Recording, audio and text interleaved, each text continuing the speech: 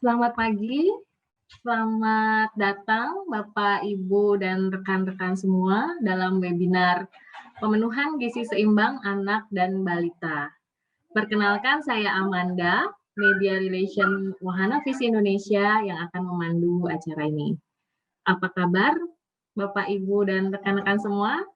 Semoga tetap sehat dan semangat di masa pandemi ini ya, walaupun sekarang kita mungkin terbatas gitu, nggak bisa kemana-mana, tapi bersyukur kita masih bisa tetap terhubung dan tetap bisa belajar bersama. Nah, pagi ini kita akan belajar bersama tentang bagaimana sih pemenuhan gizi untuk anak dan balita ya. Kita tahu bahwa usia bayi, bahkan sejak dalam kandungan hingga balita merupakan usia emas pertumbuhan yang sangat penting dan menentukan masa depan anak.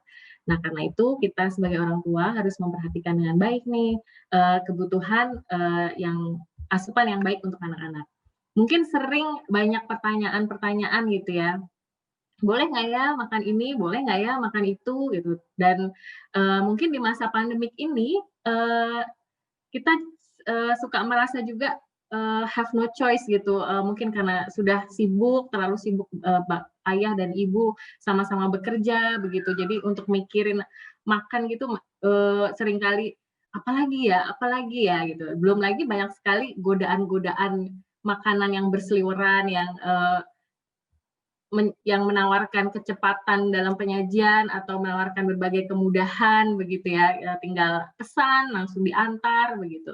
Nah, kita ingin tahu nih harus seperti apa sih, mungkin kita perlu insight-insight begitu. Nah, pagi ini kita menghadirkan narasumber yang sudah tidak asing lagi, yang sudah terkenal di mana-mana, Dokter Dr. Tan Syot Yen M. Hum ya, seorang dokter, juga filsuf dan ahli gizi, dan saat ini aktif di Remanli Institute dan Dr. Tan Wellbeing Clinic. Selamat pagi, Dr. Tan. Mungkin bisa Hai, selamat pagi. Selamat pagi Amanda, apa kabar? Selamat pagi baik, Indonesia.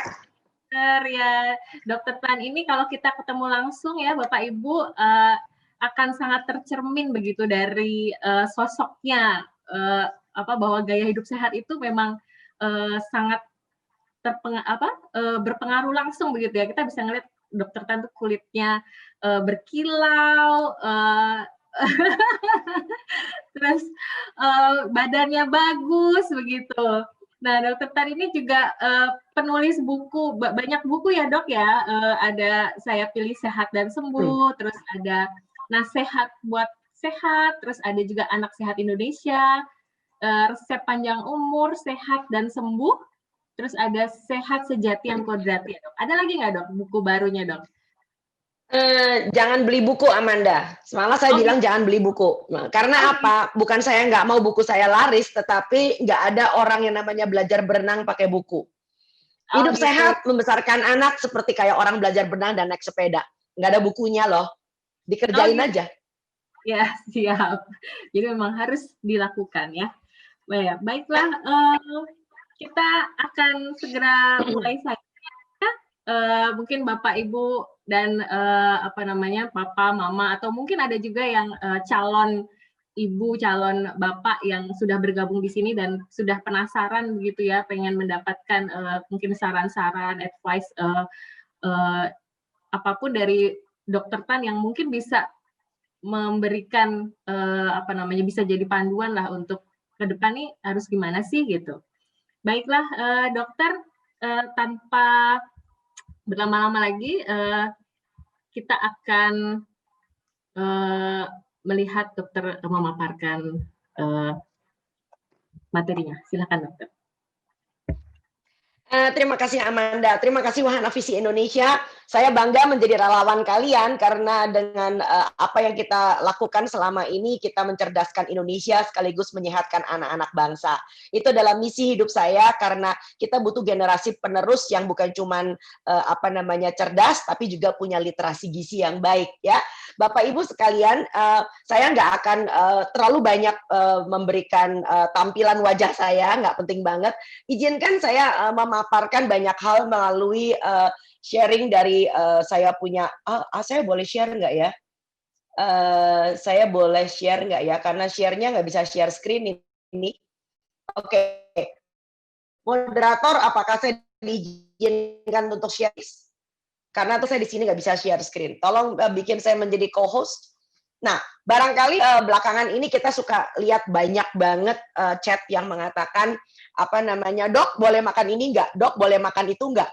Saya cenderung untuk tidak mau memberikan jawaban karena apa? Jawaban seperti itu biasanya tidak membuat orang menjadi pandai. Saya belum bisa share screen, Mbak. Saya cuma dikasih share foto, iCloud Drive, website, bookmark, and whiteboard. So share screen saya belum dapat. Oke, coba masukin saya menjadi co-host saja. Oke, sudah menjadi co-host. Terima kasih banyak. Saya coba akan share screen. Wow, still I cannot share screen. Oh my god. Oke, bagaimana caranya saya bisa share screen, Mbak, supaya kita nggak buang waktu? Oke, apakah saya bisa dinaikkan saja apa namanya paparan saya yang sudah saya kirim kemarin? Ya, baik dok. Oke, siap. Yang kemarin aja, karena ini sama aja sebetulnya. Jadi, Bapak Ibu sekalian, nah ini yang sudah apa namanya sudah saya siapkan untuk Anda spesial hari ini. Cukup banyak, 30 lebih slides, tetapi nggak usah stres karena ini gampang banget ngikutinnya, ya. Nah, bisa digedein, terima kasih banyak. Oke, kita terusin. Nah, bicara tentang makanan gizi seimbang, maka kita tidak tertutup kemungkinan bicara tentang hal-hal yang membuat gizi itu menjadi tidak seimbang lagi. Biasanya gizi menjadi tidak seimbang itu karena di dalamnya terdapat berbagai macam imbuhan, dengerin baik-baik, imbuhan, yang sebetulnya anak-anak kita tidak perlu sebanyak itu. Ya, contohnya adalah gula, garam, dan lemak. Jadi ini adalah 3 item food additives yang sebetulnya kita nggak mengatakan kita perangi seperti kata lemak. Lemak itu berguna banget. Tetapi apabila jenis lemak yang kalian pakai salah, maka akibatnya jadi banyak ya. Rasanya enak tapi akibatnya jadi banyak. Yuk kita belajar sama-sama. Silakan next please. Oke. Nah, kita mau ngomong sedikit tentang apa sih gula ya, ngomong satu-satu. Ya biasanya orang sudah mulai menambahkan beberapa apa namanya makanan-makanan tambahan ketika anaknya sudah di atas 1 tahun ya. Banyak kan orang ibu-ibu itu makanan pendamping ASI-nya tuh bersih dan resik dari segala macam bumbu sejak usia 6 bulan. Tapi begitu anaknya udah mulai duduk bersama makan dengan keluarga, nah ini dia. Ya, anaknya udah mulai bisa jalan, mulai bisa diajak ke minimarket. Nah, ini dia. Ya, kita ngomong satu persatu. Apa sih gula? Oke, gula itu sebetulnya adalah bagian dari karbohidrat, Bapak Ibu. Ya, jadi artinya semua karbo yang kita makan, ujung-ujungnya kita cerna jadi gula. Nah, tetapi gula itu menjadi masalah karena kecepatan serapnya, kualitasnya. Nah, itu dia. Ya, lalu bagaimana badan itu bisa mengenali gula tersebut? Ya, dan basically kita butuh gula. Jujur ngomong, kita butuh gula. Tapi gula yang seperti apa? Dan jumlahnya berapa banyak ya. Tentu saja kalau gula itu menjadi sopan, maka dia menjadi pecahan dari karbohidrat dengan cara yang pelan-pelan. Jadi karbohidrat kompleks biasanya. Ya, lalu diedarkan ke seluruh tubuh dalam bentuk gula darah dan tentu saja akan dimetabolisme dalam sel sehingga kita punya tenaga. Singkatnya demikian. Nah, yang menjadi repot adalah kalau kita punya banyak gula darah lalu nggak dipakai. Nah, ini dia. Kalau tidak dipakai supaya kita tidak diabetes, maka kita punya hormon namanya insulin, Bu. Insulin itu mengatakan tekan gulanya. Nah, itu dia, tekan gulanya. Simpan dalam lemak. Hati otot cuma sedikit storage-nya. Yang paling banyak yang tidak berbatas itu adalah lemak. Itu gudang yang paling besar. Next please. Berikutnya. Nah, mari kita lihat gula itu datangnya dari mana aja sih? Nah, ini dia. Gula sederhana tentu saja biasanya langsung terasa manis. Ada di dalam tumbuh-tumbuhan, ada di dalam buah, ada yang susu. So, tolong diingat buah juga mengandung gula. Jenis gulanya adalah yang rantai karbon 5 biji namanya fructose ya. Kalau dari yang lain-lain biasanya glukosa atau rangkaian ya kan. Ya, tetapi gula sederhana kita sekarang juga kenal yang berasal dari nah ini dia, rafinasi. Nah, ini dia. Ini yang menjadi problem besar ya. Awalnya itu barangkali dari tanaman, dari tebu, dari apa segala macam. Tetapi begitu proses sampai tangan Anda bentuknya sudah beda. Ya, nggak ada pabrik gula pasir di alam kecuali kalau manusia yang bikin. Itu yang jadi masalah, ya kan? Begitu pula kalau muncul dalam bentuk sirup.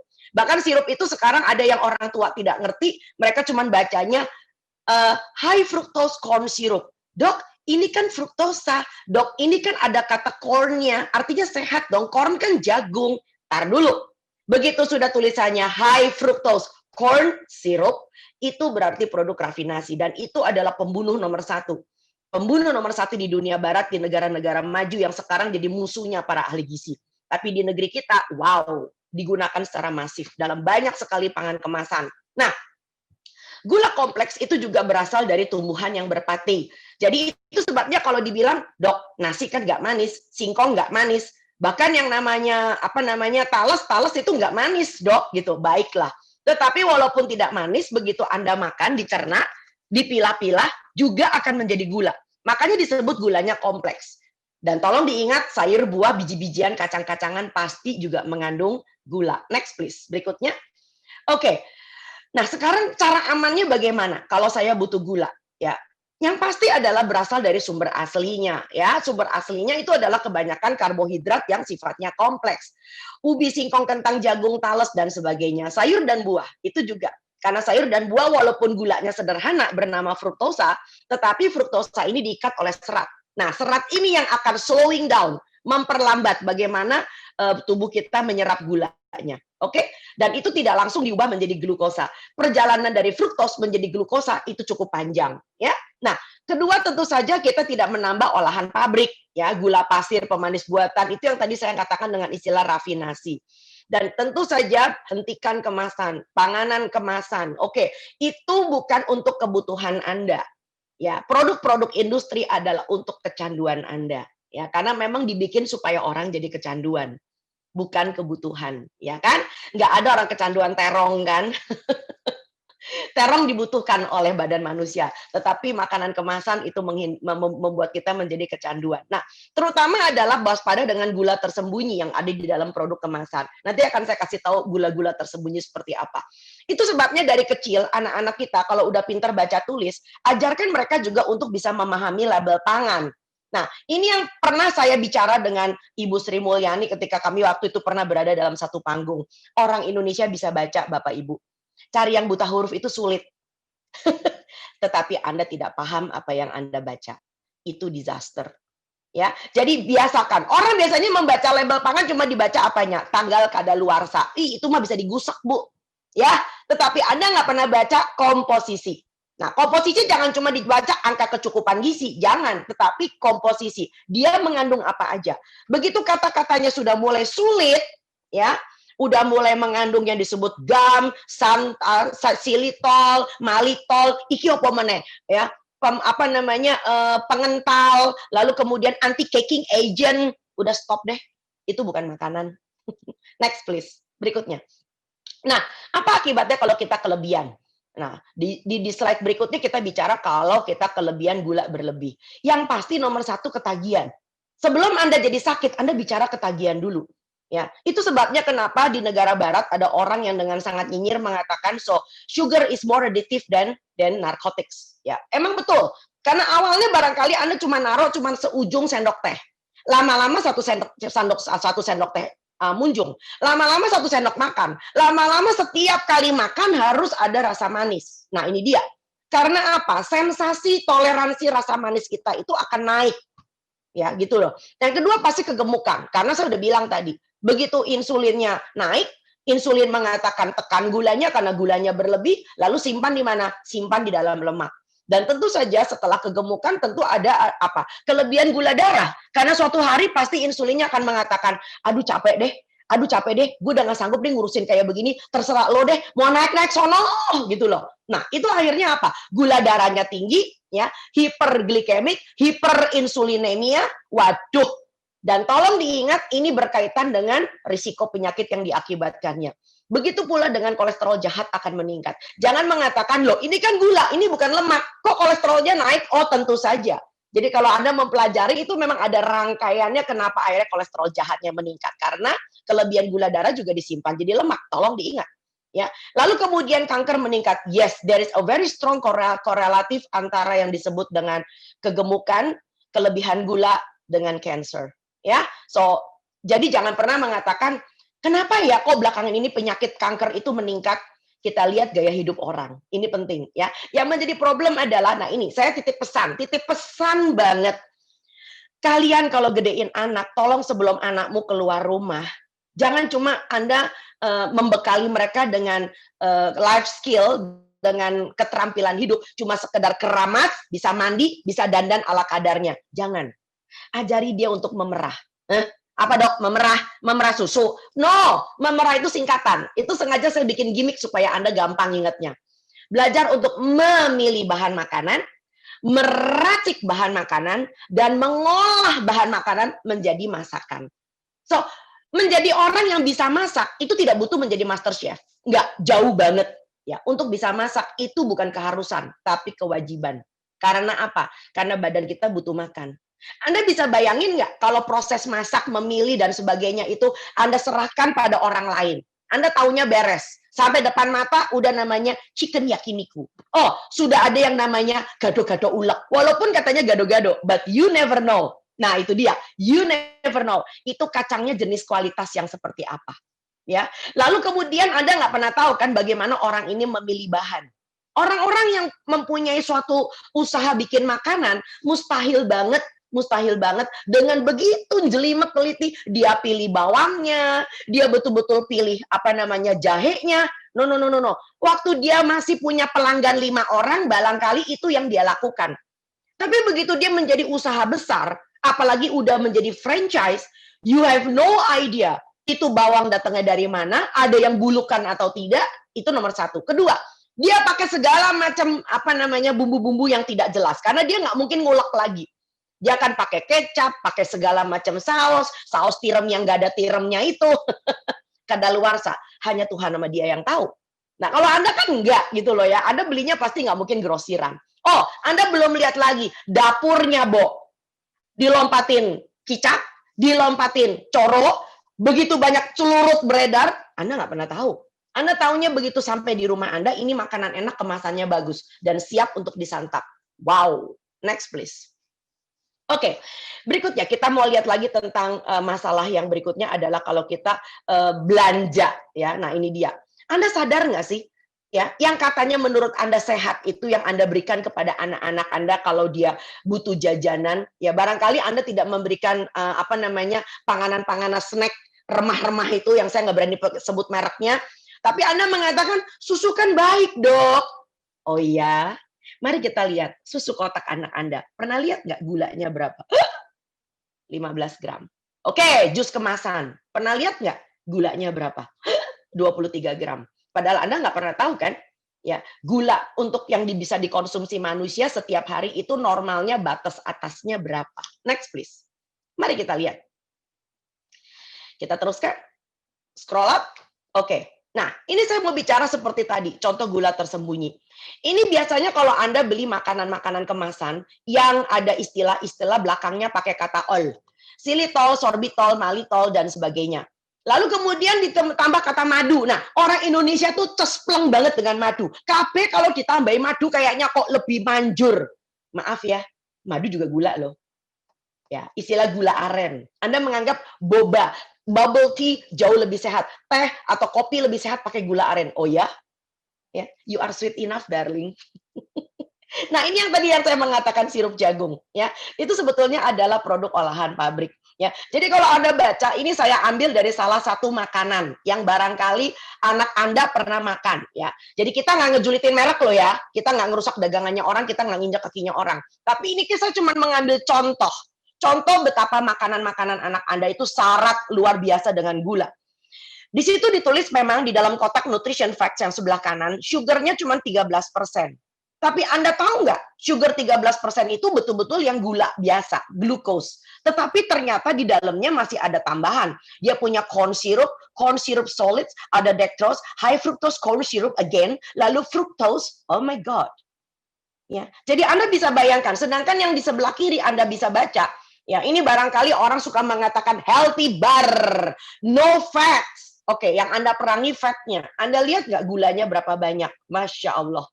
Itu kalau lihat tuh saya bisa kejang-kejang tuh isinya kayak begitu. Oke, next please. Musuh yang kedua. Sebetulnya bukan musuh, tetapi suatu kebutuhan, tetapi menjadi musuh kalau menjadi kebanyakan. Ya, apa sih garam itu? Oke, kita bicara gula sudah, kita bicara sekarang garam yuk. Garam itu sebetulnya segala sesuatu yang kalau seandainya Anda punya makanan ada kata natriumnya, Ya, mineral dengan senyawa natrium itu memberikan rasa asin.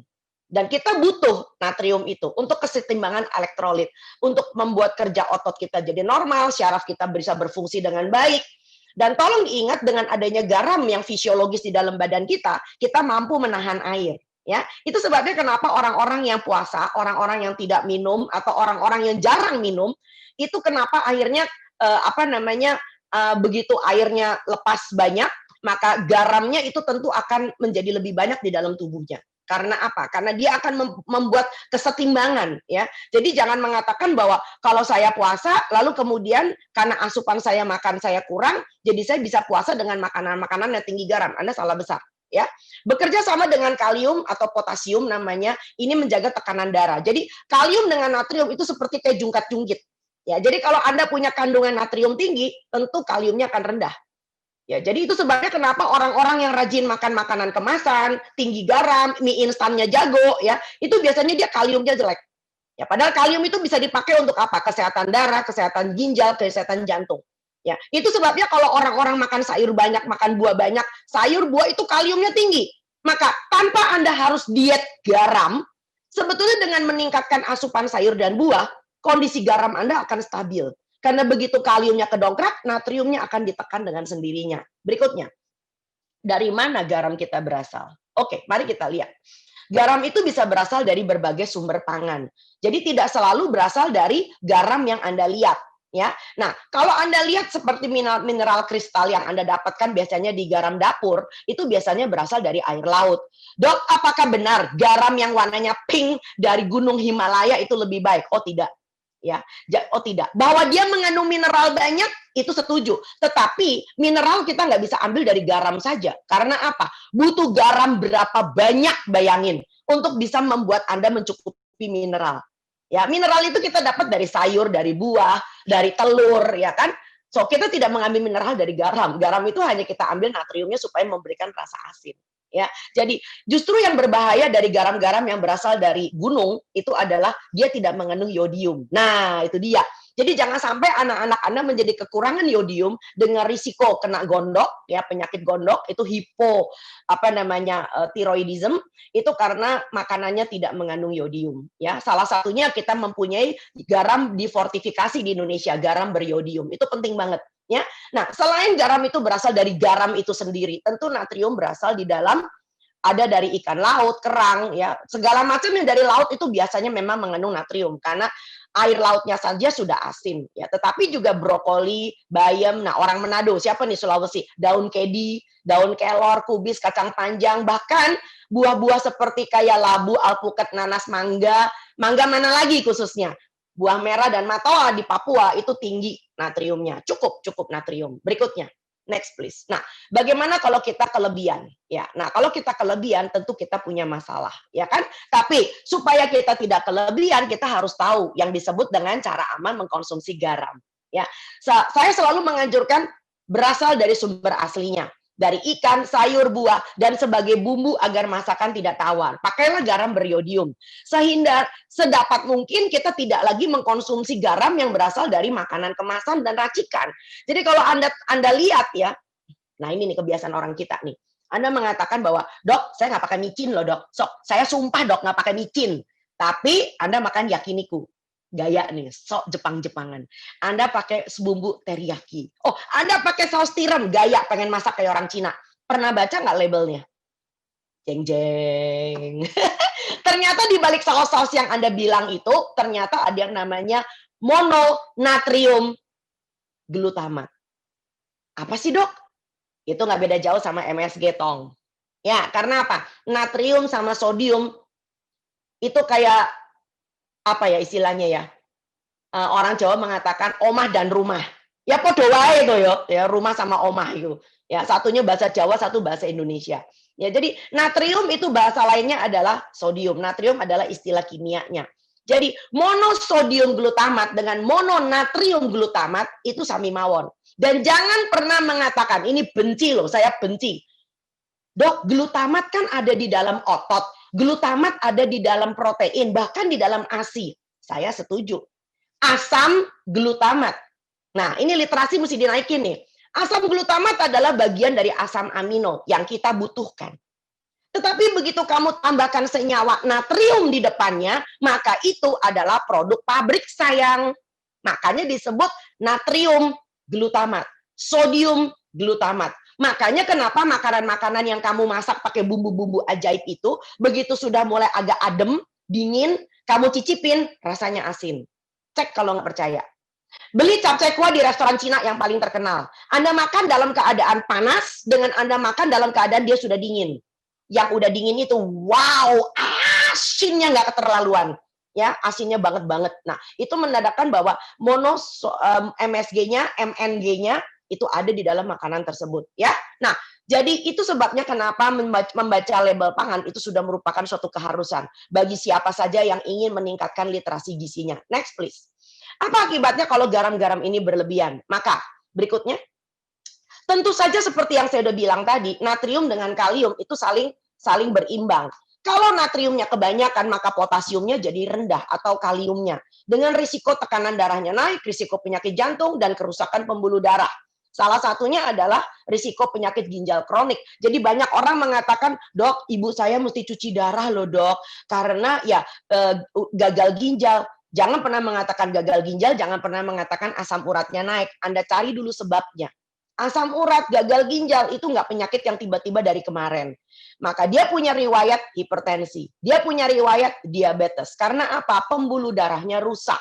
Sedangkan ginjal kita mempunyai fungsi menyaring. Kalau saringannya rusak, ya wassalam. Ya, begitu pula orang dengan asupan garam yang tinggi, selain kegemukan, dia juga punya kerapuhan tulang. Karena apa? Karena yang disebut dengan natrium itu dia berkompetisi dengan masuknya kalsium, ya. Dan orang-orang yang senang dengan makan terutama ikan asin, ya kan, daerah-daerah yang senang dengan makan sesuatu yang diasinin, dikit-dikit diasinin, ya, sayur asin, ikan asin, telur asin, ya ampun, itu risiko kanker lambungnya meningkat, dan juga risiko nasofaring, ya. Kita sudah tandai orang-orang dengan menggunakan pengawetan menggunakan garam, itu biasanya risiko kanker dalam hal nasofaring, kanker lambung, esofagus itu tentu akan meningkat. Berikutnya, next please. Yuk kita bicara yang berikutnya adalah tentang contoh-contohnya. Nah, ini adalah yang sengaja saya foto. Saya kalau ke minimarket, ibu-ibu, saya suka gerilya dengan kamera dari ponsel saya. Saya pernah dikuntit sama satpam. Bu, kenapa sih difotoin semua? Saya cuma bilang, maaf Pak, saya dititipin sama temen. Daripada belinya salah, mendingan saya potrek dulu. Padahal gue potrek beginian nih. Oke, Bapak Ibu tahu nggak? Ini ngerinya bukan main, ya. Ini adalah dari segala macam makanan kemasan yang anak-anak Anda suka, suami Anda suka, dan jangan-jangan Anda juga iseng kalau lagi nonton TV suka makan. Bapak Ibu tahu nggak? Maksimal Indonesia memang, nanti saya akan berikan slide-nya. Indonesia mengatakan, memang Indonesia ya, Kementerian Kesehatan mengatakan bahwa kita tidak boleh lebih mengkonsumsi garam lebih daripada 5 gram. 5 gram itu kalau kita hitung 5.000 miligram, betul ya? 5.000 miligram loh ya. Tapi tolong diingat, kelihatannya memang snack ini cuma 600 miligram, kecil, apalagi yang hijau, cuma 340, kecil. Ntar dulu. Karena 5.000 miligram atau 5 gram itu adalah batas atas. Ya. Dari segala macam makanan kemasan Anda, ya, kita memperhitungkan sebetulnya tidak boleh lebih dari 2.000. Karena apa? Yang 3.000-nya, yang 2.500-nya itu adalah yang berasal dari makanan sehari-hari kita. Ya, seperti misalnya saya udah bilang tadi, garam kan tidak selalu dari natrium, tidak selalu dari garam. Ya, natrium bisa ada di dalam Anda punya ikan, Anda punya sayur-sayuran, Anda punya lauk kan juga pakai garam kan? Anda bikin pepes, Anda bikin sop pasti diberi garam. Nah, Anda bisa bayangkan kalau ini kemudian kita jumlahkan, itu ngeri sekali. Jadi patokannya adalah kalau kita melihat makanan kemasan tinggi atau rendah garamnya, maka kita harus mengatakan patokannya sekitar 2.000-2.300. Disebut makanan kemasan itu lumayan, tetap aja makanan kemasan ya, itu kalau kadar natriumnya di bawah 5%. Di bawah 5%. Bapak Ibu, kita punya mie instan, itu rata-rata berapa? Sekitar 800 sampai 1.000 miligram. Dan itu sekitar 45 sampai 50%. Anda bisa bayangin. Ya. Dan Anda bisa bayangin kalau itu menjadi suatu kerutinan. Nggak usah rutin deh, seminggu 2 kali deh. Anda bisa bayangin lonjakan-lonjakan tensi, lonjakan garam yang tidak berguna. Dan itu akan membuat Anda semakin haus, semakin ingin makan lagi. Pembuluh darahnya semakin dirusak. Nah, yang menjadi problem adalah orang Indonesia tuh nggak takut makan. Kalau makanan yang sekarang dimakan itu tidak bikin diare, gatel, muntah, kejang, atau pingsan. Kita nggak takut. Kita hanya takut kalau makanan itu begitu dimakan, itu yang disebabkan. Ya, diare, muntah, kejang, pingsan, gatel-gatel. Ya, kita nggak berpikir ini makanan kalau jadi kebiasaan 10 tahun lagi. 20 tahun lagi. Nah, ini yang ngeri. Berikutnya, silakan. Kita naikin lagi, please scroll up. Nah, biskuit. Nah, Anda mengatakan biskuit itu sehat katanya. Coba turunin sedikit biar nampak. Nah, ini adalah beberapa contoh biskuit yang anak-anakmu sering makan. Ya. Garam pada biskuit ukuran sekitar ya 180, 140. Itu kecil banget, nggak sampai 2 on. Bayangin, nggak sampai 2 on aja ada yang gile itu, yang namanya natriumnya sampai 840 mg. Ya, itu udah berapa puluh persen. Ya, itu udah sekitar 40%. Ngerinya bukan main. Ya, padahal yang disebut dengan 5% itu maksimal sekitar 115, 120 mg. Ya, itu. Nah, ini semua kemasan kita udah out semua deh. Oke, yuk kita terusin. Kita bicara lemak. Apa sih lemak? Yuk kita scroll up. Lemak itu adalah sebetulnya bagian dari yang disebut makronutrien. Ya, kita punya yang disebut dengan 3 kebutuhan pokok gizi yang harus kita makan setiap hari. Apa itu? Ada karbohidrat, ada protein, ada lemak. So, lemak artinya sah-sah saja. Adalah kebutuhan pokok nutrisi yang dimana kalau kita makan, maka dia akan menjadi kalori. Karena kalorinya gede, sebab 1 gram lemak itu kalau dibakar jadi 9 kilokalori. Sedangkan kalau karbohidrat dan protein kalau dibakar cuma 4 kilokalori. Nah, dalam proses pencernaan manusia, apapun yang kita makan sebagai lemak itu akan dipecah menjadi asam lemak esensial. Ada yang jenuh, ada yang tidak jenuh. Yang tidak jenuh, ada yang rantai pendek, ada yang rantai panjang. Ya, asam lemak esensial itu badan manusia nggak bisa bikin. Jadi memang kita mesti dapetin dari luar. Ya, nah gunanya adalah supaya badan kita bisa beroperasi normal. Artinya apa? Lemak itu kepake sebagai alat transport vitamin. Nah, vitamin A, D, E, dan K itu mustahil bisa kita pakai kalau dia nggak punya wahananya. Bukan wahana fisik, tetapi wahananya, alat transportnya namanya lemak. Ya, jadi percuma aja anak Anda tinggi vitamin A, tinggi vitamin D, kalau kita nggak punya lemak yang sehat. So, vitamin itu nggak bisa dipakai. Dan juga untuk membuat hormon. Ya, hormon itu semua terbuat dari lemak. Ya, wahananya adalah lemak. Berikutnya. Nah, ini yang menarik adalah omega 3 sebagai lemak. Coba kalau Anda lihat, ternyata ikan kembung itu jauh lebih tinggi omega 3-nya daripada si salmon. Udah berhenti jadi importir. Ini hanya sekedar bonus ya. Jadi kalau anak Anda sering dikasih ikan kembung, ikan teri, lalu kemudian kita juga masih punya yang namanya ikan tongkol, selama itu tidak alergi buat dia, tentu omega 3-nya menjadi baik sekali. Dari mana lemak berasal? Yuk kita lihat. Nah, kita punya lemak mempunyai ada 2 jenis ya.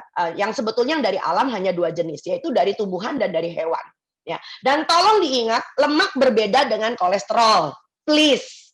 Ya, bahwa kolesterol itu adalah bagian dari lemak, saya setuju. Ya, jadi seperti misalnya lemak itu adalah hewan, ya kan? Nah, kuda itu adalah bagian dari hewan.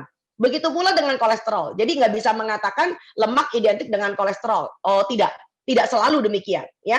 Tapi yang pasti kita punya lemak dari tumbuhan dan dari hewan. Dan hanya hewan serta manusia yang bisa bikin kolesterol. Pegang itu, ya. Jadi tidak benar bahwa santan itu mengandung kolesterol. Nggak ada hewan memproduksi santan. Santan berasal dari kelapa. Tidak benar duren mengandung kolesterol. Mari kita luruskan.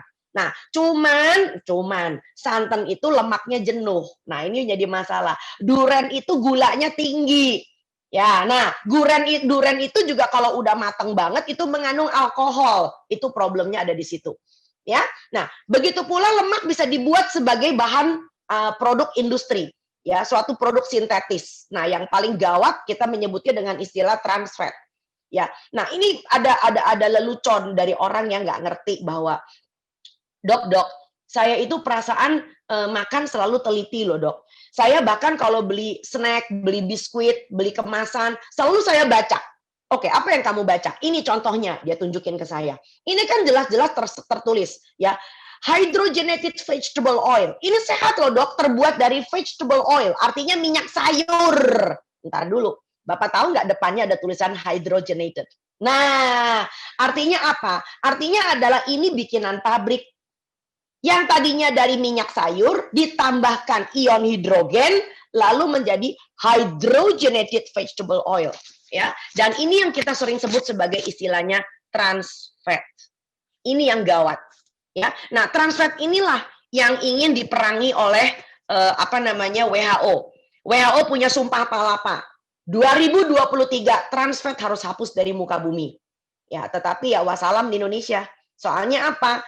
Industri-industri makanan di Indonesia itu senang banget pakai trans fat karena apa? Menjadi murah. Dan yang kedua, trans fat itu membuat minyak sayur yang tadinya cair itu bisa dibikin menjadi padat. Makanya sering dipakai dalam bentuk kalau orang bikin biskuit. Ya, kalau bikin makanan-makanan kemasan yang kering. Karena mereka lalu menggunakan trans fat tersebut. Ya, jadi kalau Anda menggunakan minyak yang katanya dari nabati, nah minyak nabati tapi kalau bentuknya padat, bisa diiris, bisa diciduk, bisa dicongkel. Nah, itu namanya trans fat. Ya, sebab yang namanya minyak sayur, minyak tumbuh-tumbuhan itu pasti minyaknya tuh cair. Berikutnya, next please. Nah, apa akibatnya bagaimana cara aman kita mengkonsumsi lemak? Tentu yang terbaik adalah yang berasal dari alam dan asam lemak yang tidak jenuh. Yang tidak jenuh dari mana? Terutama dari ikan laut dalam, kuning telur, berapa jenis kacang dan alpukat. Nah, kelapa itu memang kelihatannya sumber lemaknya jenuh, tetapi bisa disebut sehat asal pengolahannya benar. Ya, misalnya apa? Kelapanya dibikin urap, dibikin santan, dan santannya tidak dipanaskan berulang. Ya, jadi kalau misalnya Anda mau bikin kari nih, Bu, jadiin dulu karinya, tapi tanpa santan. Nah, begitu mau makan, santannya dimasukin, dimasak, jangan lupa dimasak. Dimasak, lalu satu porsi yang sudah ada santan itu Anda habiskan. Jadi nanti kalau nanti malam makan malam mau pakai si kari lagi, masukin santan yang baru. Jadi santannya itu adalah santan yang berasal dari perasan sendiri, oke? Nah, hindari menggoreng. Nah, sebab kalau tidak menggoreng kita lebih baik bisa bikin sup, bisa bikin soto. Soto bumbunya disangrai, nggak perlu sampai ditumis-tumis segala. Kita bisa pepes, bisa panggang dan sebagainya. Dan tentu saja hindari minyak trans pada produk kemasan. Next please, berikutnya. Oke, mari kita lihat. Kalau kita konsumsinya berlebihan, apa yang terjadi? Ya pastilah ya kegemukan, karena bayangin kalori lemak kan lebih banyak daripada karbohidrat dan protein. Tetapi lemak memberikan rasa kenyang yang cepat. Itu sebabnya kenapa walaupun disebut lemak itu kalorinya tinggi, biasanya sih orang gemuk belum tentu karena konsumsi lemak. Makanya pada negara-negara maju dan Amerika Serikat yang mengatakan kampanye low fat, tetapi masyarakatnya ternyata very fat now. Karena apa? Mereka gila-gilaan dengan yang namanya karbohidrat, ya. Nah, jadi lemak itu sebetulnya menyebabkan kegemukan, setuju kalau dimakan berlebih. Nah, tentu saja karena dia membentuk plak, cenderung untuk bisa membuat plak di dinding pembuluh darah, tentu semua organ yang pembuluh darahnya penting juga akan terganggu, termasuk hipertensi, termasuk jantung. Kita bisa menyebabkan stroke. Oh ya, tentu saja kantong empedu, rajin bikin yang namanya batu akik. Tapi nggak bisa dibikin jadi cincin, ya kan? So, batu empedu prinsipnya adalah batu kolesterol. Ya, karena apa? Karena empedu itu adalah suatu cairan. Anda pernah lihat cairan empedu ya, warnanya hijau kehitaman. Tujuannya apa? Supaya lemak yang kita dapetin dari makanan bisa ditransport. Karena darah itu kan prinsipnya terbuat dari air, cairan ya. Supaya bisa ditransport, maka si empedu ini akan mengikat supaya lemak yang Anda makan bisa dipakai. Bayangin kalau lemak yang dicerna banyak banget. Akhirnya apa? Cairan empedu yang diproduksi ikut banyak. Nah, karena banyak, dia jadi kental dan lengket. Makanya disebut sebagai sludge. Dan itu adalah cikal bakal terbentuknya batu empedu. Ya, tentu saja kolesterolnya tinggi karena badan Anda sendiri bisa membuat. Ya, jadi tolong diingat 80% kolesterol kalian itu liver Anda sendiri yang bikin. Ya, tentu bahan bakunya harus ada. Walaupun katanya santan memang bukan produk kolesterol, tetapi santan itu lemaknya jenuh. Dan itu bisa menjadi bahan baku buat liver Anda untuk membuat kolesterol sendiri. Ya, jadi tolong diluruskan.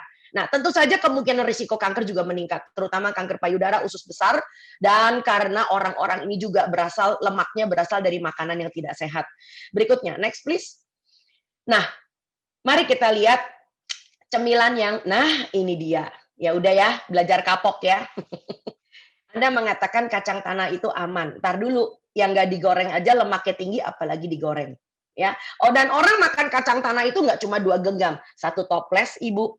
Ya, begitu pula dengan enting-enting, ada tempe goreng, ada lapis legit, ya, belum lagi bakwan goreng, ya, bukan main. Ini adalah the top 10 ya cemilan Indonesia. Kita bilang cemilan Indonesia. Kalau cemilan bule ada lagi yang lebih parah. Biasanya Anda beli dalam bentuk kemasan. Next please, berikutnya. Nah, mari kita tata semuanya. Oke, next please, silakan kita scroll up. Monggo. Nah, Bapak Ibu, saya memang serakah banget hari ini pengen jelasin semuanya. Karena apa? Karena ini penting ya. Karena kita mau bicara tentang yang disebut dengan produk ultra proses ya. Produk ultra proses adalah definisinya sudah kita tata dari tahun 2009, tapi nggak tahu Indonesia kenapa hal ini tidak diumumkan. Adalah suatu produk-produk yang menurut Anda makanan ya, yang diberi garam, gula dan lemak supaya bisa membuat orang jadi kecanduan ya. Dan ini biasanya adalah produk industri massal. Nah, jangan kejang-kejang ya. Itu di situ ada roti, sereal, pangan kemasan berupa coklat, pasta, biskuit, permen, es krim, margarin, selai, dan yogurt berbagai rasa. Yogurt katanya bagus, itu zaman 100 tahun yang lalu. Tapi yogurt Anda baca gulanya berapa. Nah, ini semua sudah pernah ditulis oleh Gibney dan kawan-kawan. Next please, berikutnya. Nah, emang apa sih masalah yang ditimbulkan? Oke, yang ditimbulkan tentu saja nomor 1 adalah obesitas. Karena tujuan mereka berjualan adalah supaya Anda balik beli lagi maksudnya. Dan kebayang nggak kalau ini terjadi pada anak-anak di usia tumbuh kembang, ya? Dan tentu saja anak-anak ini akan makan yang dia doyan, bukan yang badannya butuh, ya. Dan seperti yang saya udah ngomong tadi, pencetus penyakit yang tidak menular dari diabetes, hipertensi, sindrom metabolik bahkan sampai kanker. Dan ini yang sialnya bagi negara yang tidak pro kesehatan. Nah ini dia, pro ekonominya kencang banget. Memang makanan kayak begini memang dirancang untuk menciptakan kecanduan sekaligus katanya sih menyokong pertumbuhan ekonomi dan industri. Bayangin kalau rakyatnya dicekokin yang kayak begini. Minimarket menjamur. Warung-warung, itu saya pernah ke Lombok ya, bareng dengan Wahana Visi Indonesia. Itu warung di pelosok Lombok, itu nggak ada lagi tuh yang jual ubi rebus, pisang rebus, nggak ada. Walaupun ubi itu adalah makanan yang terenak di seluruh Lombok. Mereka jualnya apa? Itu tuh biskuit yang hitam-hitam dalamnya ada krimnya. Kalau di sini dikenal dengan merek tertentu. Di sana mereknya ganti.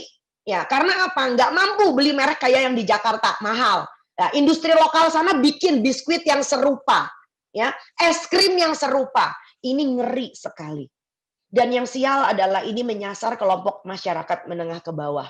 Ya, jadi yang saya sedih banget itu jam 5 anak-anak udah pada mandi, udah pakai pupuran. Nah, kita ngomongnya pupuran ya, udah pakai bedakan, bau minyak kayu putih, udah wangi. Ditenteng dong jalan-jalan ke minimarket. Nah, itu biasanya hiburan sore-sore anak zaman sekarang. Jalan rame-rame keluar dari gang, mampir ke warung, minimarket, pulang bawa jinjingan. Itu isinya makanan kayak begitu. Sedihnya bukan main. Berikutnya, next please. Nah, mari kita lihat. Ini adalah poster yang pernah kami buat, ya. Saya ralat. Kami buat lombanya, dan ini adalah poster yang dibuat oleh salah satu remaja kita dalam kampanye untuk di Hari Gizi Nasional beberapa tahun yang lalu, yang diselenggarakan oleh Gerakan Kesehatan Ibu dan Anak, yang bicara tentang mari kita mulai mengawasi gula, garam, dan lemak berlebih. Berikutnya. Bagus banget kalau anak-anak muda kita sudah mulai menjadi champion untuk bisa menjadi lebih kritis. Berikutnya, next please. Nah, kita mau nanya dong, kalau gitu anjurannya berapa banyak sih? Nah, ini anjuran pemerintah. Anjuran pemerintah mengatakan Anda ini batas maksimal. Jadi bukan anjuran, ya sebetulnya bukan anjuran. Anjurannya sih kalau nggak dipakai sebanyak ini lebih baik. Tapi batas maksimalnya adalah kalau Anda pakai gula itu tidak selalu gula pasir ya. Barangkali ini kalimatnya nggak boleh pakai sendok makan nih. Ya, kita pakainya gram, sebab gram itu bisa berarti tidak selalu dihitung dengan sendok, kesannya kayak gula pasir aja gitu loh. Padahal ini termasuk pemanis buatan, ini termasuk gula aren, termasuk kamu punya kecap kalau bikin semur, ya. Bayangkan Indonesia tuh nggak boleh mengatakan bahwa kita sebaiknya untuk tidak lebih dari 50 gram. Begitu pula dengan garam. Saya udah bilang tadi sekitar 5.000 miligram atau 5 gram. Lemak. Nah, lemak ini juga sebetulnya tidak bijak kalau dibilang sendok makan. Kesannya ini cuman bicara seperti kayak minyak goreng. Padahal yang disebut dengan lemak itu macam-macam, termasuk kulit ayam. Termasuk Anda punya apapun lemak yang Anda makan, termasuk kacang dan sebagainya. Berikutnya, next please. Nah, kalau kita lihat lagi, berikutnya, mari kita naikkan. Silakan. WHO lebih ketat. Kalau Anda perhatikan, kalau kita mengatakan sebentar, kelewat naik. Kalau kita tadi mengatakan ada 50 coba turunkan lagi. Nah, kalau Indonesia mengatakan batas gula itu 50 gram. WHO Anda bisa baca hanya 25 gram. Ya, bukan pakai sendok makan, sendok teh, bayangin takarannya. Ya, jadi Anda bisa bayangkan kecap Anda aja udah berapa banyak. Nah, itu dia. Ya, kalau bikin telur ceplok hajar kecap, suir sampai nasi-nasinya, ya kan? Bikin nasi goreng, seng. Bikin semur, ver, ya kan? Bikin capcay aja orang Indonesia pakai kecap. Itu bingung saya, ya. Oke, next please, berikutnya. Nah, bagaimana peran orang tua? Nah, ini saya ambil dalam promosi kesehatan, ya, yang diterbitkan oleh Kementerian Kesehatan Republik Indonesia beberapa tahun yang lalu, ya. Yang penting adalah nomor satu, kita harus membuat anak-anak kita mengenal makanan-makanan yang sehat, itu udah pasti. Ya, lalu kemudian jadwal makan anak itu harus benar. Nah, seringkali pada orang tua yang anaknya nggak doyan makan, itu dijejelin susu kemasan pastinya. Ya, lalu kemudian Anda tahu nggak, semua susu pertumbuhan, ya, susu di atas anak 1 tahun ya, bukan Sufor ya, yang iklannya gila-gilaan di televisi itu, Anda sadar nggak? 98% di Indonesia itu full gula. Itu ngerinya bukan main. Ya, jadi bayangkan kalau di waktu antara itu Anda jejelin dengan makanan yang macam-macam. Tentu jadwal makan anak Anda jadi kacau. Karena dia udah keburu enak, keburu kenyang. Jadi dia nggak mau lagi makan siang, nggak mau lagi makan malam. Ya, atau tidak sarapan. Ya, atau kemudian Anda menggunakan kalau sebagai hadiah. Ya, kalau ulangannya bagus, angkanya bagus, PR-nya dapat 10, maka Anda berikan dia es krim. Karena pasti keluar makanan yang nggak karu-karuan. Ya, lalu kebiasaan ngemil, terutama ini di zaman pandemi, anak-anak Anda belajar dengan layar. Yang kelihatan nama gurunya memang mukanya di layar, tetapi tangannya kan nggak kelihatan. Itu di sebelahnya ada kobokan isinya popcorn, pakai karamel. Kita naikin lagi berikutnya. Next please. Nah, kita mulai benahi yang disebut dengan makanan sehat itu apaan. Makanan sehat itu tentunya adalah makanan yang semakin dekat dengan bentuk aslinya di alam. Ya, nanti saya akan tayangkan beberapa jenis makanan yang Anda bisa lihat sehat apa enggak. Dan sehat aja tidak cukup, Bu. Harus seimbang. Ini berlaku untuk ayah ibunya. Seimbang itu artinya ada karbohidrat, ada protein, ada lemak. Ya, jadi ya waras atau enggak? Nih, saya ngomongnya waras deh urusannya deh. Ya, jadi masuk akal atau enggak? Kalau sebagai orang tua atau kita memberikan contoh, sarapan itu cuma makan buah doang. Nah, pikir baik-baik. Saya suka dari kesel, ngenes, jengkel, sampai udah ketawa aja deh. Ya, hati-hati Bu, kalau sarapan cuma makan buah doang, besok tumbuh ekor sama bulu. Mukanya orang makannya kayak marmut, very much impossible. Ya, ini terutama pada mama-mama yang katanya badannya pengen langsing kayak artis. Udah, jangan belajar masak sama tukang jahit. Artis suruh bikin film aja, ya, nggak usah bicara soal makanan, ya kan? So, kalau mau bicara makanan sini ngomong sama saya, ya. Siapa yang ngajarin sarapan cuma makan buah doang? Bawa sini orangnya. Saya pengen keramasin biar sampai kenceng gini. Sebel soalnya. Nggak mungkin orang sarapan cuma makan buah doang, Bu. Ya, berikutnya, next please. Yuk, kalau begitu kita ngomong seperti apa yang disebut dengan makanan sehat dong. Berikutnya, next. Yuk kita lihat. Coba dijawab. Mana yang lebih sehat? Ijo yang kiri atau ijo yang kanan?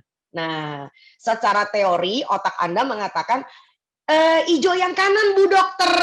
Baiklah, yang kamu biasa makan yang mana? Yang kiri. Sih? Ya orang Indonesia kalau dikasih pretest, cepet. Semua hasil pretestnya 100.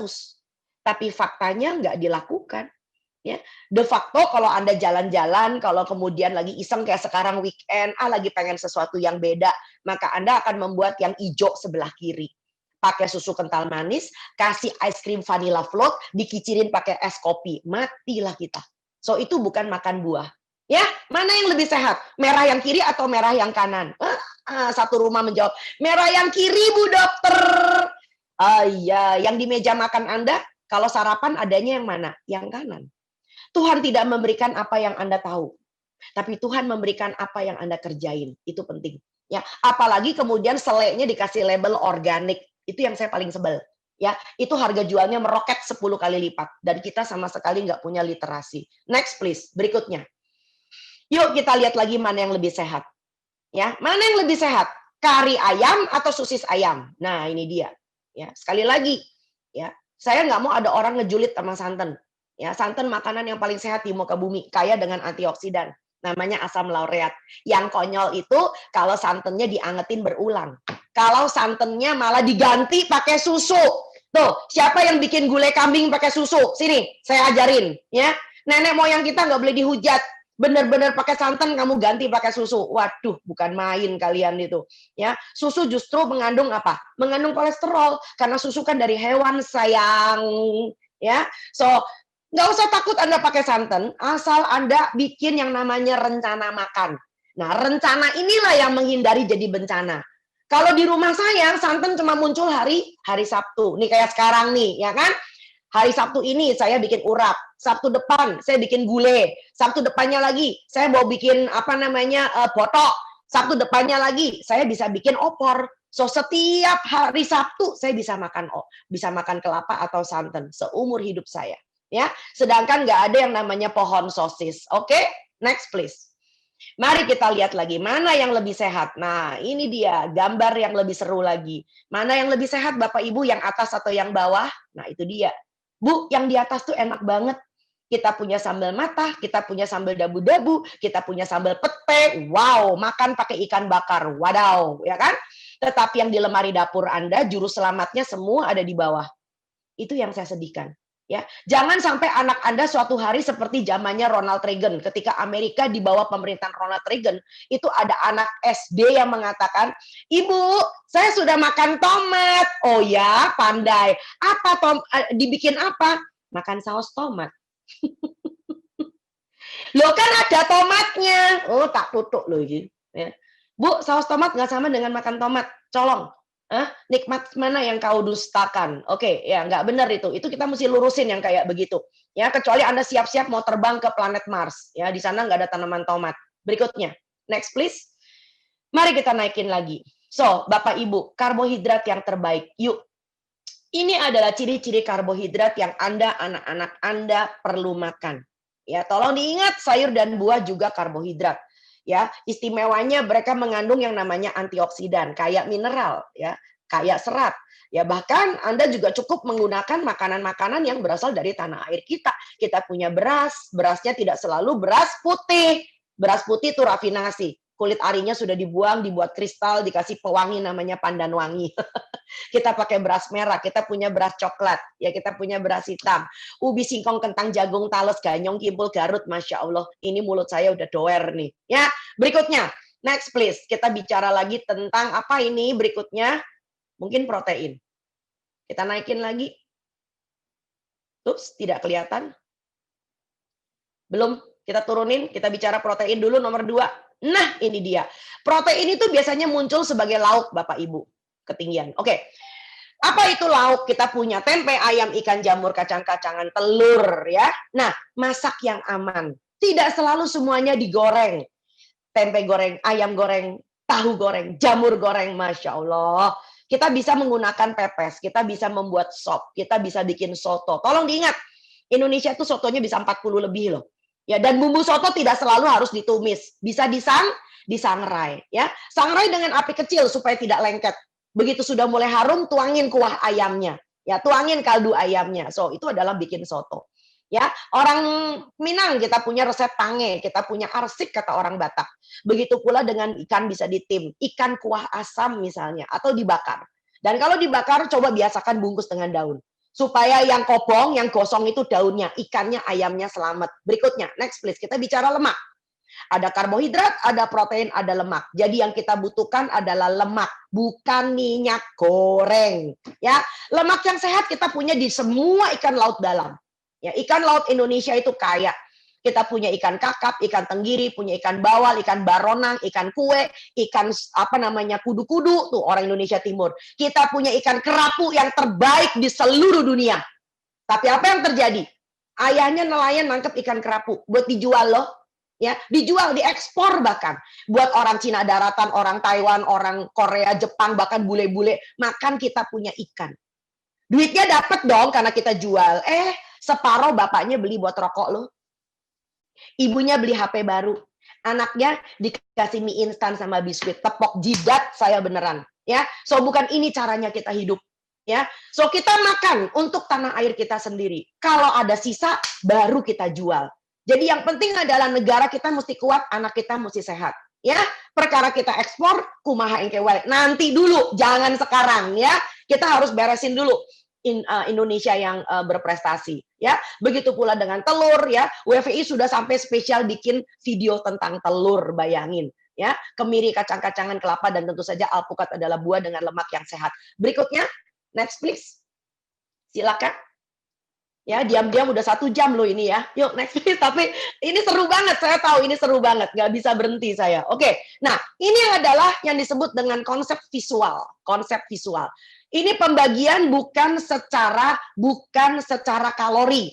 Ya, tolong diingat, ini bukan pembagian kalori. Tetapi ini adalah secara visual kalau Anda makan. Ya, isi piringku ini sudah menjadi suatu program nasional yang kalau kita terapkan dari usia balita sampai dengan kalau balita beda pembagiannya, nanti akan saya beritahu. Di atas balita sampai dengan usia lanjut, maka tentu piringnya beda-beda. Piring balita nggak segede dengan piring ayahnya, tetapi ini kurang lebih adalah pembagiannya seperti ini.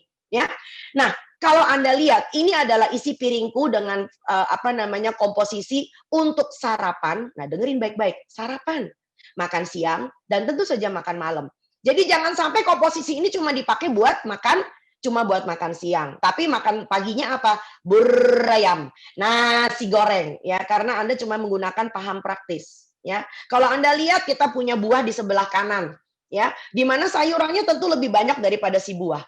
Begitu pula dengan yang sebelah kiri. Kita butuh makanan pokok dan kita juga butuh lauk pauk seperti yang udah saya ajarkan tadi. Berikutnya, next please. Nah, kalau kita bicara tentang usia tumbuh kembang. Berikutnya, nah ini dia. Ini yang saya mengatakan ada sedikit modifikasi. Untuk yang porsi balita, maka balita dengan anak di bawah 2 tahun itu tidak membutuhkan sayur dan buah sebanyak mamahnya, sebanyak bundanya. Ya, tetapi yang Anda perlu ingat, mereka butuh protein, ya, dan tentu saja protein dengan kualitas yang baik. Nanti saya akan jelaskan lebih lanjut. Ya, apalagi kalau sedang di bawah usia 2 tahun. Ingat 1000 hari pertama kehidupan itu adalah masa emas untuk mencegah stunting. Jadi dalam hal ini protein hewan itu perlu. Dan protein hewan yang paling murah tentunya adalah apa? Telur, ya. Telur. Dan yang kedua tentu saja adalah ikan, ya. Sebagian besar 2/3 tanah air Indonesia itu adalah isinya air laut. So artinya apa? Sangat mustahil kalau kita lebih banyak konsumsi rokok daripada konsumsi ikan. Itu nggak masuk akal banget. Yuk, berikutnya. Kita naikin lagi. Nah, bagaimana dengan anak-anak? Yuk.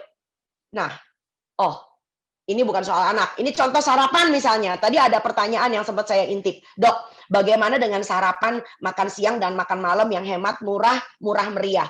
So, ini bukan cuma sekedar meriah. Ini hemat, nikmat, dan sehat. Ya, itu namanya 3M ya, bukan 3M. 3 in 1 ya kan? Hemat, sehat, dan nikmat. Nah, ini penting. Nah, misal nih kita makan pagi sarapan, buahnya kita pakai pisang. Ini tipikal orang Jawa nih. Sayurnya kita pakai pecel. Nggak selalu pakai nasi loh, Bu. Kita bisa ada lontong misalnya. Lauknya apa? Tempe bacem. Oke, orang Indonesia Timur. Yuk kita lihat orang-orang Sulawesi. Ya, di Sulawesi banyak sekali pepaya. Nah, pepaya kita bisa ambil buahnya. Daunnya atau daun singkong kita bisa bikin buntil. Nah, singkongnya kita singkong rebus. Itu jadi makanan pokok. Nah, dicocol pakai sambal ikan roa. Enak, murah, lokal banget. Dan kita nggak perlu jadi orang asing. Ya, begitu pula kalau misalnya kita mau pindah nih ke Jawa lagi, contoh makan siang sebelah kiri. Kita pakai melon, buahnya melon sekarang murah, ada di mana-mana. Kita bisa pakai lalap sambal, enak itu lalap sambal. Pakai nasi merah tambah ayam bakar, tos. Ya, nah ini adalah beberapa contoh dari variasi isi piringku yang bisa Anda sesuaikan dengan makanan tradisional Anda. Berikutnya, next please. Kita teruskan. Nah, apabila anak-anak Anda itu sudah mulai harus ada selingan ya. Kalau bapak ibunya nggak usah kali ya.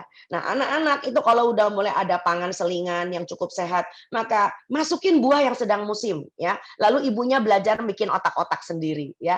Otak-otak itu tidak selalu pakai aci. Kalau pakai sagu, nah itu namanya si abang lagi jualan. Kenapa? Ikannya dihemat, sagunya yang banyak ya. Begitu pula dengan Anda kalau mau bikin siomay ya. Siomay ikan atau siomaynya dimasukin ke dalam tahu. Sate buah, anak-anak senang dengan sate-satean, bikin sate buah. Ya, satu tusuk sate buah, satu tusuk telur puyuh dipindang. Wah, itu enak banget. Telur puyuh kaya dengan lemak ya. Begitu pula dengan bubur Manado komplit. Jadi jangan cuma isinya sayur. Kita tambahkan ikan teri, kita bisa tambahkan ikan yang lain ya kan. Lalu lumpia, nggak ada anak yang nggak doyan lumpia ya. Saya itu dari kecil seneng dengan lumpia. Nah, lumpia itu tidak selalu kulitnya dari terigu. Ya, Anda bisa bikin dadar telur. Nah, isi pakai tahu dan ayam, ya. Begitu pula orang Jawa senang makan sego jagung. Itu biasanya saat beras lagi mahal.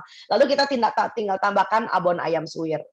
Ya, saya rasa itu aja dulu sebagai pancingan saya, ya. Teruskan naik. Terima kasih banyak.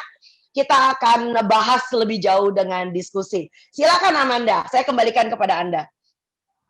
Ya, terima kasih sekali Dokter Tan. Sungguh sangat komplit ya dan membuka mata kita semua betapa makanan-makanan kemasan itu ternyata mengandung bahan-bahan yang nggak dibutuhkan oleh tubuh ya Dok ya. Betul. Dan memang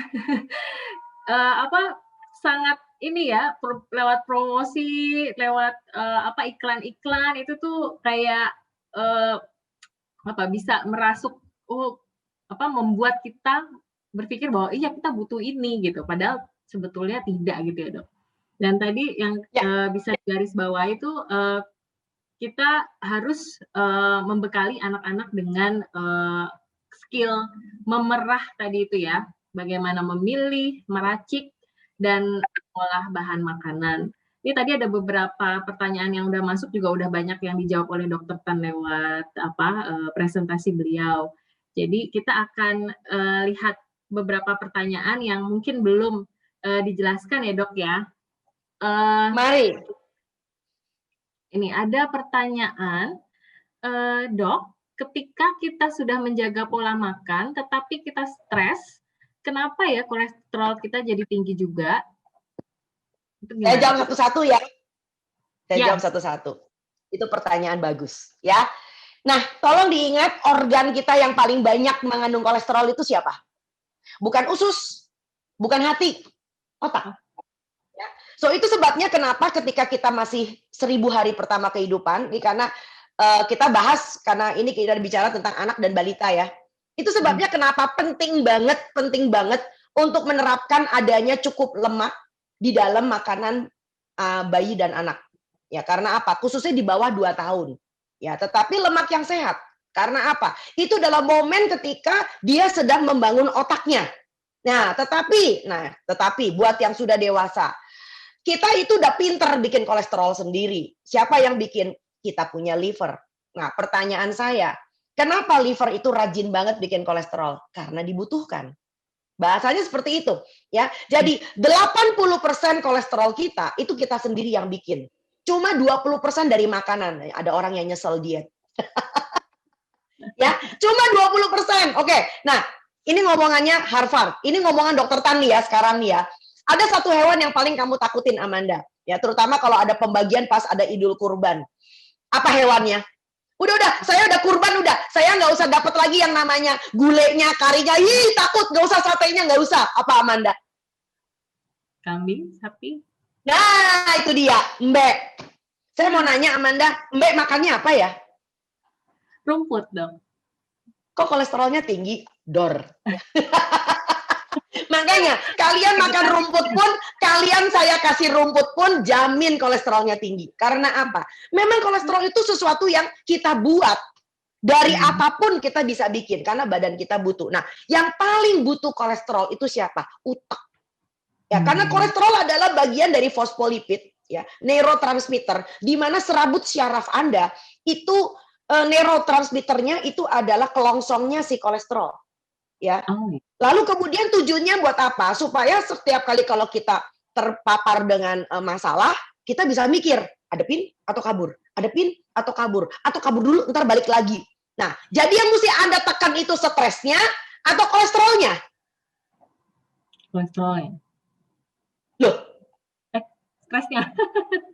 nah, karena kolesterol itu akan mengikuti kalau Anda sedang rajin dengan pikiran. Ya, oke. Saya cuma mau nanya, saya ingin memberikan bonus sedikit tentang kata stres. Saya mau bikin bonus sedikit nih, walaupun agak sedikit OOT, out of topic. Amanda tahu nggak sih artinya stres itu apa? Tekanan.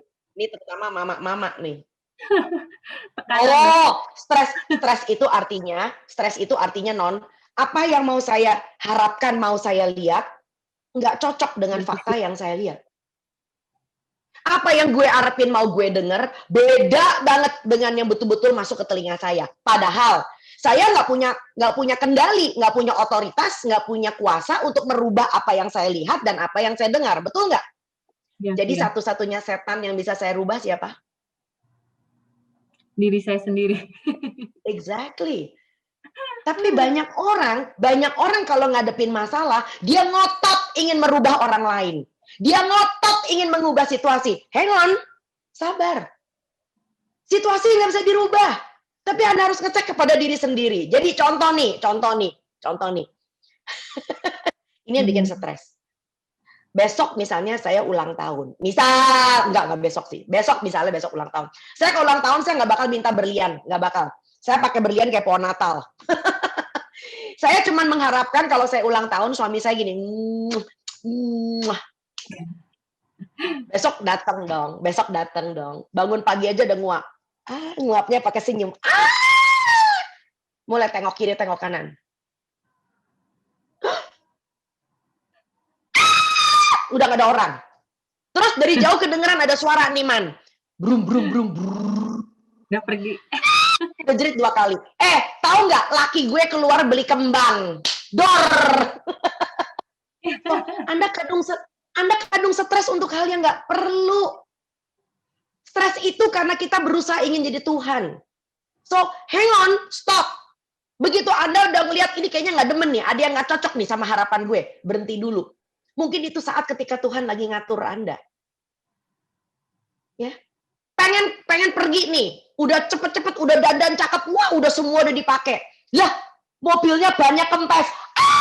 Ntar dulu, sabar dulu, jangan stres. Mungkin sengaja itu memang ban kempes, karena apa? Barangkali Anda terlibat kecelakaan di jalan tol. So, Tuhan menyelamatkan Anda. So, saya sebagai manusia boleh dibilang, I have no stress. I'm happy. Justru your happiness itu menentukan imunitas Anda. Bukan karena imunitas itu Anda karena rajin nonton TV, nyanyi-nyanyi dangdutan, bikin panggung-panggung, bikin koroncesnya di mana-mana. No. Happiness itu nggak datang dari orang lain. Happiness come from the inside. Contoh happiness yang sejati. Ya, contoh. Biasanya kebanyakan orang itu ngarepin happiness datangnya dari orang lain, Mbak Amanda. Misal, gue baru seneng kalau punya suami setia. Tuhan Maha Pengasih dan Penyayang dong. Dikasih suami setia. 3 anaknya bodoh. Oh my God. Tuhan, ralat. Saya baru bisa bahagia punya suami setia, 3 anak saya pinter. Tuhan Maha Pengasih dan Penyayang. Diberi suami setia, 3 anaknya juara kelas. Pembantunya keluar masuk. Tuhan, saya baru bisa senang kalau punya suami setia, anaknya pinter, pembantunya nurut-nurut. Tuhan Maha Pengasih dan Penyayang dong. Dikasih suami setia, anaknya pinter, pembantunya nggak dibayar mau kerja. Mertua mata duitan. Nggak habis-habis ya, Dok. See? Karena Anda mengharapkan kebahagiaan itu datangnya dari luar ya. Orang lain. Ya, kalau Anda mau bahagia, jadilah bahagia itu dari diri Anda sendiri. Justru karena Anda bahagia, bukan cuma stresnya aja hilang, ya, Anda bisa hidup dengan orang lain dengan jauh lebih nyaman. Itu kuncinya. Iya, iya, iya. Berikutnya, berikutnya. Tadi berkaitan dengan tadi karena dokter kan menyinggung soal imunitas nih dok. Di dalam masa pandemi ini ada ini nggak sih dok perbedaan gitu? Kita dalam asupan kita gitu ya, khususnya untuk anak-anak perlu nggak sih anak-anak itu mendapat vitamin kayak gitu? Karena kan ini imunitasnya harus kuat nih gitu. Gini ya, daripada keluar duit banyak-banyak beli vitamin, justru menurut saya bukan ada yang perlu ditambahin, ada yang perlu dibuang. Tebak yang perlu dibuang apa? Makanan kemasan anakmu, gorengan anakmu. Coba kalau itu dibuang-buang-buang-buang, tidak disabotase, maka sayur, buah, ikan, telur yang dia makan itu insya Allah bermanfaat bagi tubuhnya. Ya, menjadi problem kan karena buahnya, sayurnya disabotase. Ini sama kayak Anda rajin sembahyang nih, rajin berdoa nih ya, tapi disabotase dengan korupsi. So percuma aja Anda tampil santri, Anda tampil suci, tapi Anda duduk di kursi pesakitan karena dituduh sebagai koruptor. Nyesel kan? Gitu loh. Jadi itu yang saya mengatakan hidup manusia itu tidak bisa terpisah-pisah. Ya, hidup baik harus benar, tapi semua yang benar harus baik. Cie. So, buang sabotasenya, buang susu kemasan, buang makanan-makanan kemasan, dan mamanya daripada beli-beli macam-macam segala macam kapsul dan tablet, mamanya belajar bikin telur pindang, ya, bikin lumpia basah, bikin otak-otak, deile. Ya, dan kita sebagai perempuan menjadi berharga banget. Itu life skill. Iya, ya betul. Silakan, harus Amanda. memang butuh effort ya dok ya. Lalu ini nih, ada lagi dok. Siang dok, makanan superfood untuk anak 2 tahun apa ya dok? Dan bagaimana pemenuhan gizi jika anak leaky gut dan stunting supaya bisa tumbuh normal lagi? Ya, mungkin ini ya udah terlanjur stunting begitu dok.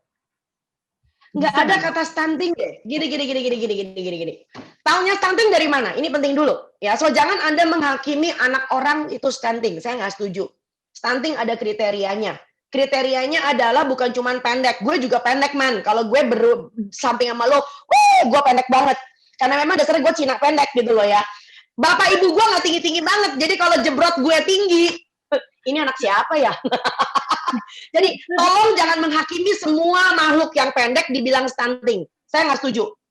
Ya, saya nggak setuju. Jadi stunting ada kriterianya Bapak Ibu. Jadi anakmu harus diukur tinggi badan atau panjang badannya. Ya, itu sesuai nggak dengan misalnya pertumbuhan anak seumurnya dia.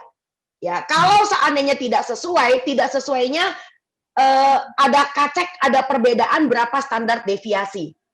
Ya, disebut stunting kalau perbedaannya -2 standar deviasi. Itu yang pertama. Ya, yang kedua, tentu kita harus lihat dulu anak ini kecerdasannya, milestone perkembangannya, tahapan perkembangannya, itu cocok nggak dengan anak seusianya.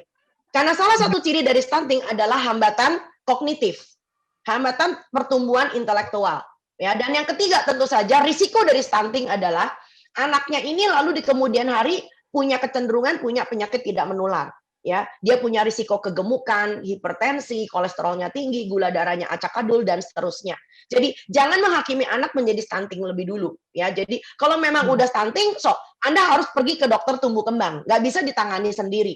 Karena barangkali anak ini memang harus ada pemenuhan gizi dengan khusus. Dan saya nggak pernah percaya dengan kata superfood. Kalau Anda mengisi isi piringku, dengan begitu warna-warni makanan yang sudah saya gambarkan tadi, that's what we call the superfood. Ya, Indonesia punya segala macam sayur dan buah. Indonesia punya segala macam makanan pokok. Ya, itu jangan sampai kita punya beras, kita punya yang beras yang bagus-bagus itu sampai diekspor ke luar negeri. Karena orang Indonesia nggak senang makan beras coklat. Rasanya kayak makan makanan burung. Ya itu risikonya makan beras. Jangan sampai kita punya jagung, kita punya ubi. Tuh Indonesia Timur, ubi, singkong, sagu. Kita tidak makan lagi. Ya karena apa? Kalian makannya mie instan. Kalian makannya bihun goreng. Sedih kan? Ya padahal Anda punya ubi itu adalah superfood. Gitu loh. Karena apa? Antioksidannya tinggi karena dia berwarna. Ya, dia memenuhi kebutuhan kalori gitu loh ya, dan apalagi kalau ditambah dengan makanan protein yang bergizi seperti ikan, ayam, telur dan sebagainya. Ya, jadi jangan sampai kita itu punya kecenderungan ingin menyenangkan orang lain, menyenangkan tamu. Orang Indonesia tuh gitu, kalau ada tamu datang baru makanan keren pada muncul. Anaknya sehari-hari cuma makan tempe sama kacang-kacangan. Kesian banget sih. Itu Mbak, silakan teruskan. Iya, baik Dok. Selanjutnya, Dok, bagaimana cara pengenalan makanan untuk bayi yang menderita eksim dan ada risiko alergi? Begini, saya tidak membuat webinar ini sebagai konsultasi case by case, ya. Nggak apa-apa. Ini pelajaran bagus, ya. Ini juga pelajaran bagus bagi para dokter lain untuk bisa menjawab. Maksud kita barangkali baik, ya. Orang punya masalah, kita ingin menangani gitu loh ya. Tetapi kalau kita tidak melakukan pemeriksaan, kalau kita tidak melakukan anamnese yang beruntun, dan kita tidak melakukan hal-hal yang mestinya dilakukan di kamar praktek, maka sangat tidak bijak kalau solusi ini muncul dalam webinar. Nah, itu yang selalu saya mengatakan, saya minta maaf Ibu, minta maaf banget, kasus kamar praktek beda dengan kasus publik. Ya, nah saya justru akan menganjurkan daripada Anda main dokter-dokteran, alangkah baiknya Anda bicarakan kasus anakmu dengan dokter anaknya. Ya, tanya sama dia, Dok, kenapa anak saya cenderung eksim? Ya, jangan-jangan eksimnya itu bukan karena makanannya, ya, tetapi karena yang lain-lainnya.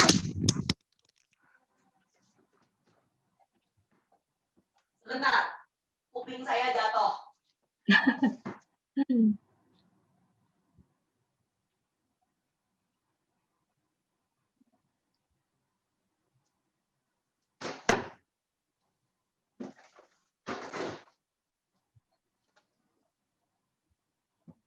Jadi sangat spesifik ya Dok ya?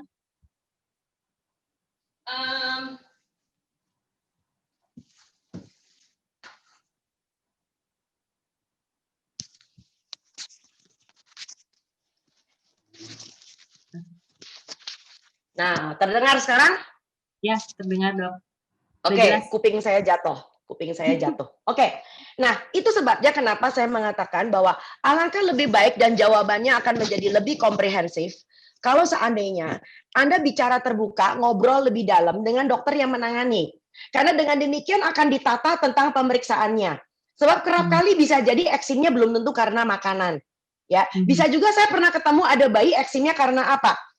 Ibunya itu kalau nyuci baju bukan cuma pakai deterjen, dikasih pewangi, disemprot-semprot pakai segala macam, dan ternyata akhirnya eksimnya itu karena itu, ya. Jadi dan kita juga nggak tahu eksimnya ada di mana, di tangan, di baju, di bagian tubuh yang tertutup baju, atau di sekitar selangkangan akibat karena nappy rash, ya, karena dia pakai popok lalu kemudian jadi orang Jawa mengatakan rangen, ya, rangen itu apa? Dermatitis karena alergi dan kontak. So, itu harus dijelaskan satu persatu. Saya mohon maaf Ibu, saya bukannya tidak mau menjawab karena memang ini bukan tempatnya.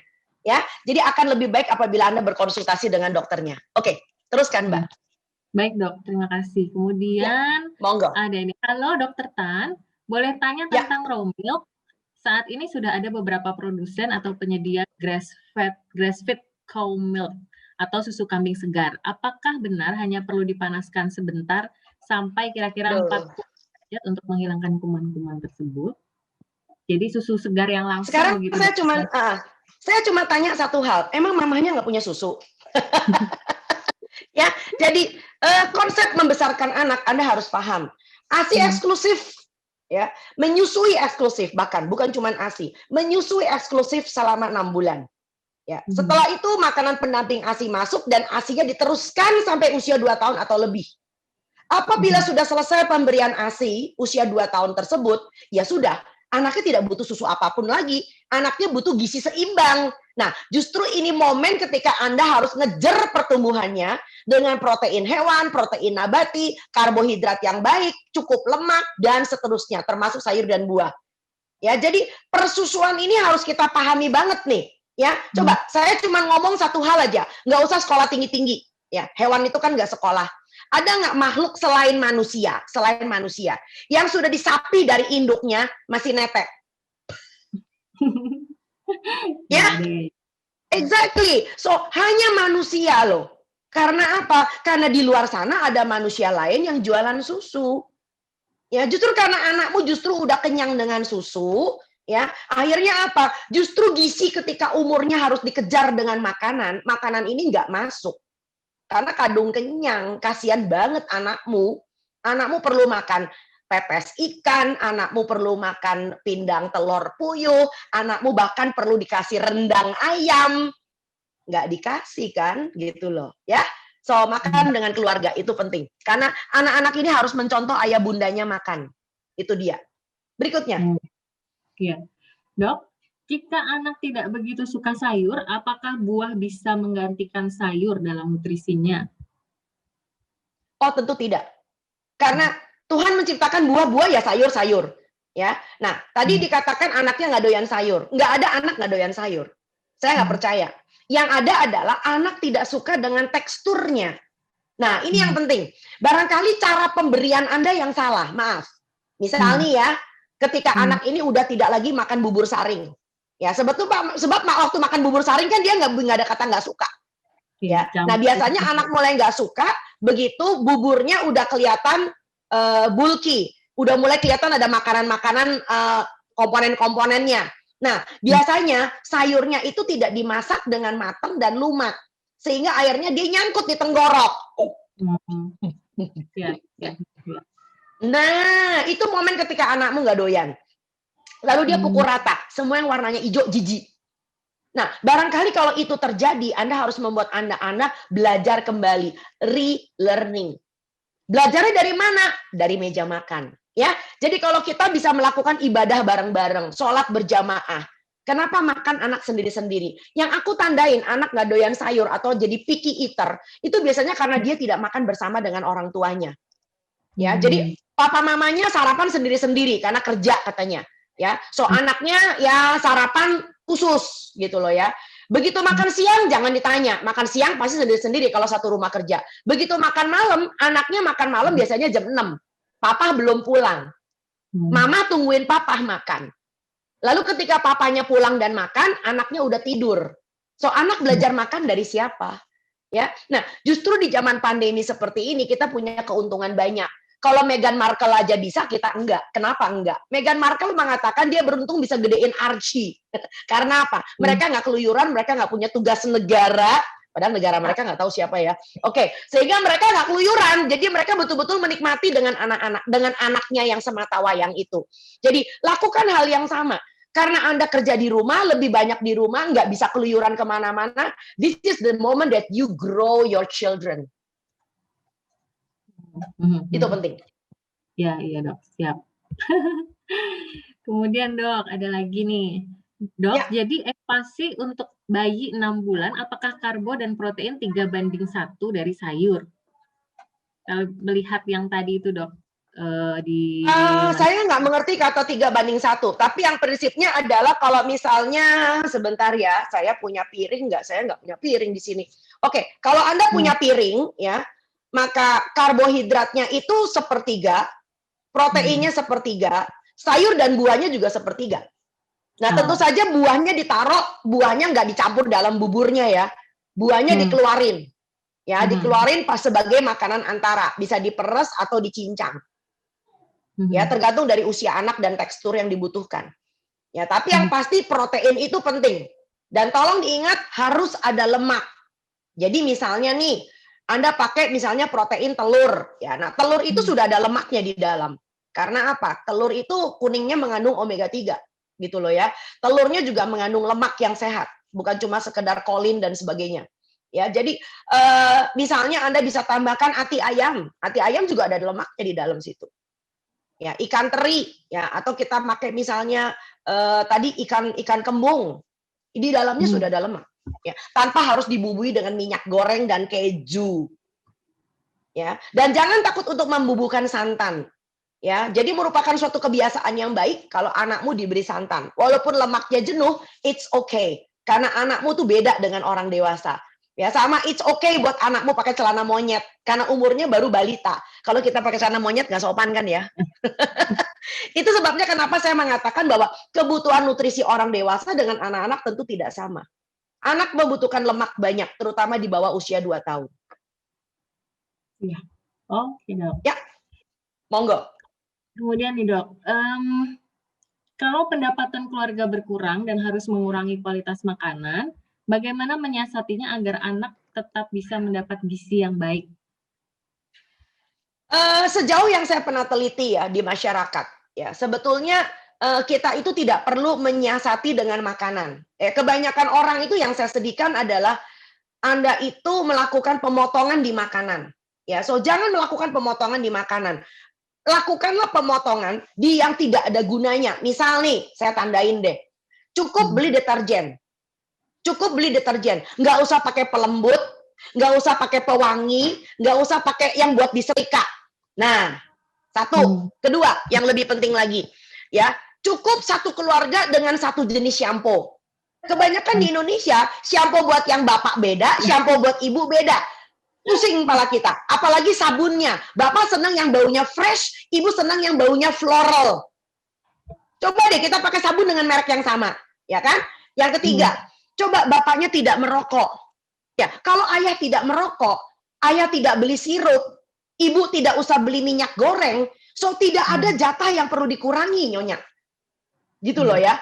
Begitu pula dengan jajanan. Ya, kebanyakan kalau dihitung-hitung ya, jajanan anak-anak dengan makanan jadi, ya, susu kemasan, biskuit, itu jauh lebih besar dari harga tahu, tempe, telur, ayam, ikan. Jauh lebih besar.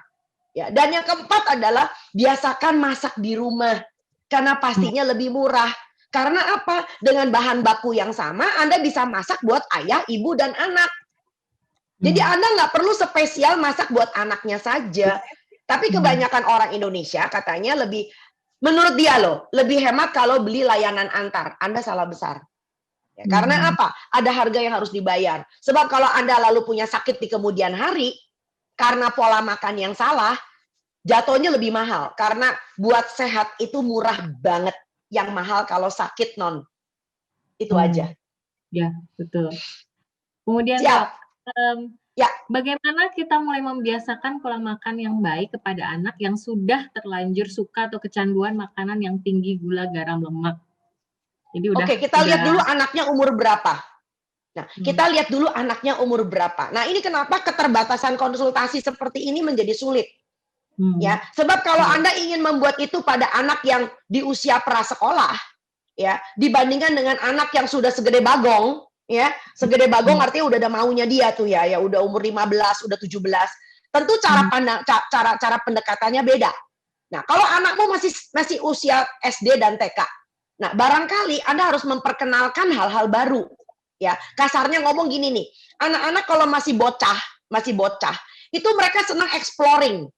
Nah, tunjukkan pada dia kemampuan exploringnya dia. Bahwa Anda makan buah ini, Anda seperti misalnya nih ya, saya punya temen di di Sumbawa. Tadinya anaknya anti makan buah. Tapi lalu kemudian karena apa? Barangkali ada beberapa buah yang udah pernah dicicipin asam. Makan jeruk asam, ya kan? Makan mangga asam. Nah, ibunya kan tahu nih anaknya doyan yang manis. Maka dia pilih buah yang betul-betul manis. Seperti rambutan. Rambutan nggak ada yang asam ya, Mbak? Kalau setahu saya sih. Ya, lalu Anda mulai cari sawo. Anda mulai cari nangka. Lalu explore. Bikin es mambo. Nah, es mambo tuh loh, Mbak, zaman kita kecil. Ya, pakai santan sehingga kayak mirip kayak susu kan, pakai santan dikasih dalamnya ada potongan nangka, ada potongan melon. Wah, itu enak bukan main gitu loh ya. Lalu nggak usah pakai gula, larutannya pakai air kelapa. Nah, itu seger, enak, bentuknya es dingin. Nah, itu buat bocah mereka akan senang. Oke, nah buat yang non bocah, buat yang anak kecil yang udah pintar bikin anak kecil, oke? Remaja-remaja Anda itu, ya remaja-remaja Anda itu, asal Anda tahu, itu mereka di dalam fase kehidupan di mana sadar dirinya tinggi. Mereka takut berjerawat, mereka takut gemuk, ya, mereka takut kelihatan jelek, Nah, tunjukin bahwa sayur dan buah itu mampu membuat mereka mempunyai flawless appearance. Iya. Terutama yang cewek-cewek itu, ya. Tunjukin bahwa ternyata kita punya penelitian loh. Begitu dia makan gula kebanyakan, keriput muncul. Kenapa? Karena gula itu akan membentuk senyawa bernama advanced glycation end product. Dan itu bersenyawa dengan protein di bawah kulit Anda. Dan itu yang menyebabkan wrinkle, keriput. Nah, itu gunanya kenapa orang tua pun harus meningkatkan literasi. Begitu orang tuanya literasi nutrisinya tinggi, dia bisa mengatakan itu sama anaknya, pertama yang pasti anaknya bangga. Karena papa dan mama dapat informasinya bukan ilmu katanya, bukan dari YouTube, bukan dari Google. Tetapi dia bisa lihat dari jurnal, dari paparan-paparan yang cukup ilmiah, dari sumber-sumber online yang bisa dipertanggungjawabkan. Ya, jadi dengan cara demikian anak ini belajar. So, hausnya anak tiap stase pertumbuhan itu beda. Ya, anak umur belasan tahun haus ingin tahunya tuh tinggi. Ya, sementara anak di bawah usia SD itu bukan pengetahuan, haus eksplorasi secara fisik tinggi. Makanya mereka senang bermain dengan fisik kalau di bawah usia SD. Begitu, Mbak. Silakan. Ya, siap. Ini sebenarnya ada banyak sekali pertanyaan, tapi karena keterbatasan waktu, ini satu pertanyaan lagi aja ya yang akan kami bacakan. Pertanyaan terakhir, Dok. Bagaimana dengan jamu-jamu yang kita buat sendiri untuk minum sendiri? Misalnya jahe, jeruk nipis, madu, terus diseduh air panas. Karena kalau pagi saya konsumsi seperti itu dulu sebelum makan nasi.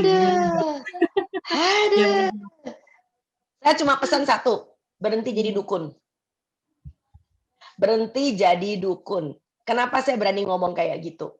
Oke, ini sedikit agak personal. Suami saya Shinsei. Suami saya ahli akupuntur.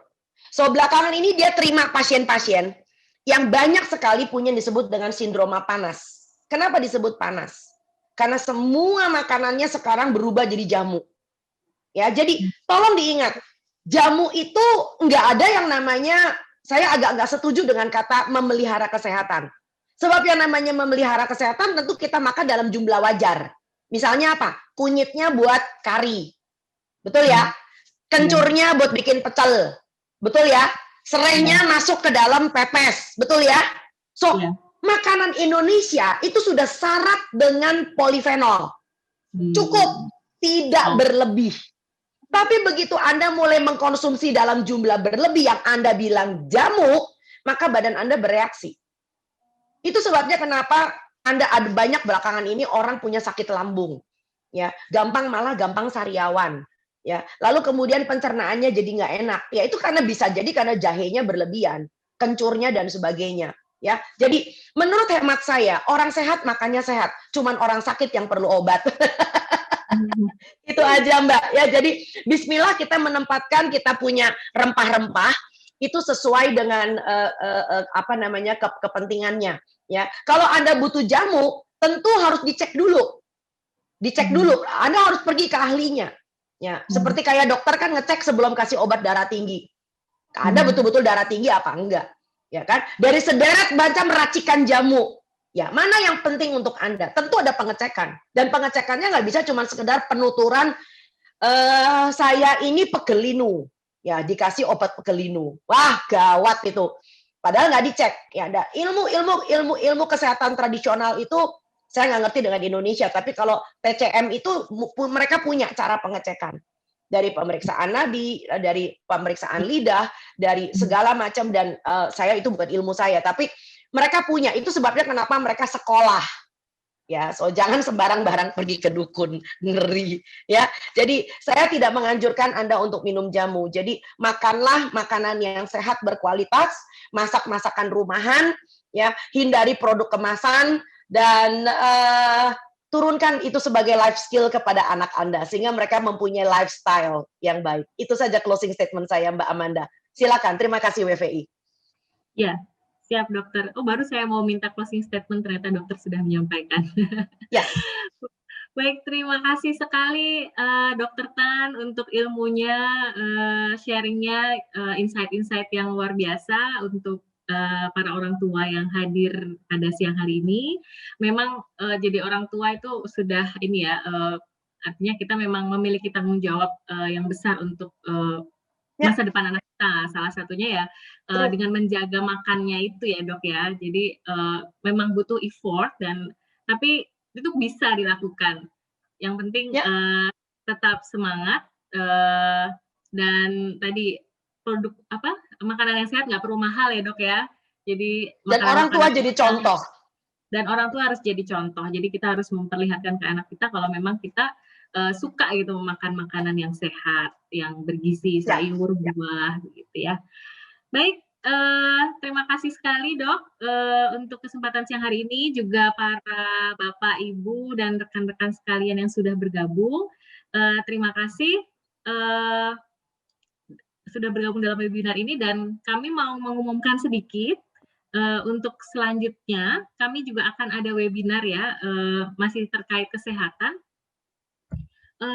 Tanggal 28 Oktober jam 6:30 malam, jam 18.30, kami akan mengadakan webinar Tetap Sehat di Masa Pandemi bersama Yohanes Sunardi. Kemudian tanggal 30 Oktober, WVI juga mengadakan IG Live jam 19 tentang olahraga bersama Jen Mulyanto. Lalu saat ini WVI juga sedang mengadakan campaign Food for Share untuk pemenuhan gizi anak-anak di Asmat, Papua. Bagi Bapak Ibu yang tergerak untuk berdonasi, dapat transfer melalui QR Code yang terdapat di layar saat ini. Untuk keterangan lebih lanjut, Bapak Ibu juga bisa mengunjungi website kami di www.wahanavisi.org atau Instagram kami @wahanavisi.id. Baik, terima kasih semuanya telah bergabung bersama kami. Sampai bertemu di lain kesempatan. Tetap semangat dan tetap sehat selalu. Selamat siang.